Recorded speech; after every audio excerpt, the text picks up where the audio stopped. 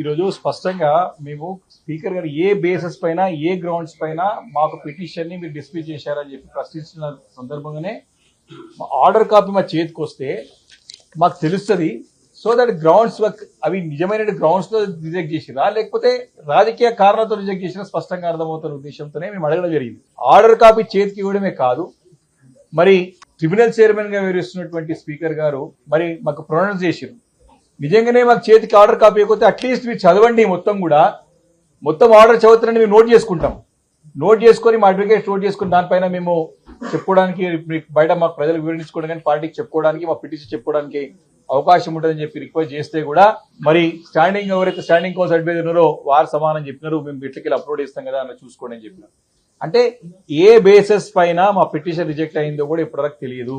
వారికి అన్ని రుజువులు ఉన్నాయి, అన్ని కూడా బాహాటంగా తిరుగుతా ఉన్నారు, వారికి అన్ని రకాల ఆధారాలు ఇచ్చినాము. కాబట్టి ఇది దాటివేయడానికి లేదు. కోర్టు కూడా ఏం చెప్పింది, మీరు నిర్ణయం టైం ఫ్రేమ్ లో తీసుకోండి, ఏ నిర్ణయం తీసుకోండి దానిపైన సమీక్షించేటిది రివ్యూ చేసే అధికారం కోర్టులకు ఉన్నది. పదే ముఖ్యమంత్రి గారు ఏ రకంగా రాష్ట్ర ప్రజలను తప్పుదోవ పట్టిస్తున్నాడు అంటే ఏ నిర్ణయం అనేది తీసుకోవచ్చు, మాకు ఇమ్యూన్ ఉంటుంది అంటే చట్టపరిధిలోకి రాము, మేము ఏ నిర్ణయం తీసుకోవచ్చు స్పీకర్ నిర్ణయం ఫైనల్ అని చెప్పి